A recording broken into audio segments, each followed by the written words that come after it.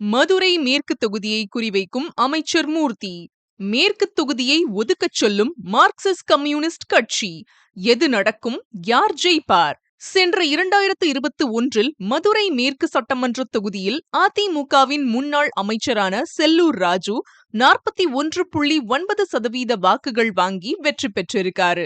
ஆனா அதுக்கு பின்னாடி ஒரு அரசியல் இருக்கு.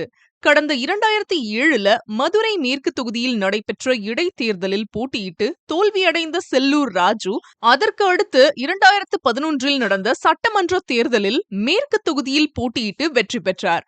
அதுக்கு அடுத்து நடந்த 2016, 2021 என 2 தேர்தல்களிலும் செல்லூர் ராஜு தான் ஜெயிச்சு மதுரை மேற்கு சட்டமன்ற தொகுதியோட எம்எல்ஏவா இருக்காரு. இதுல மறைமுக அரசியல் என்னன்னா, 2011, 2016 இந்த 2 சட்டமன்ற தேர்தல்களிலும் செல்லூர் ராஜுவை எதிர்த்து போட்டியிட்டது மதுரை திமுகவின் முக்கிய புள்ளியான கோ. தளபதி தான். இப்போ நடந்த 2021 சட்டமன்ற தேர்தலில் அவர் வடக்கு தொகுதிக்கு மாத்தி போட்டியிட்டு ஜெயிச்சிருக்காரு.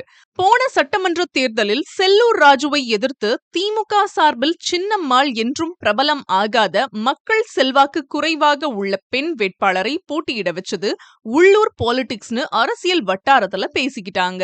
இப்போ மதுரை மேற்கு தொகுதியில திமுக சார்பில் யார் போட்டியிடுவார், அதிமுக சார்பில் யார் போட்டியிடுவார் என்ற எதிர்பார்ப்பு அதிகமா இருக்குங்க. இந்த முறை அதிமுக சார்பில் செல்லூர் ராஜு மதுரை மேற்கு தொகுதியில் போட்டியிட மாட்டார் என்ற தகவல் வெளியாகி இருக்குங்க.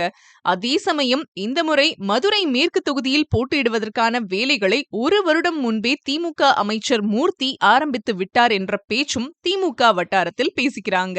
இதெல்லாம் ஒரு பக்கம் இருக்க, திமுக கூட்டணியில் உள்ள இந்திய மார்க்சிஸ்ட் கம்யூனிஸ்ட் கட்சி வரும் தேர்தலில் மதுரை மேற்கு சட்டமன்ற தொகுதியை கேட்டு போட்டியிட வாய்ப்புள்ளதாகவும் அரசியல் வட்டாரத்தில் பேசப்படுவது முக்கியமான விஷயமா பார்க்கப்படுது.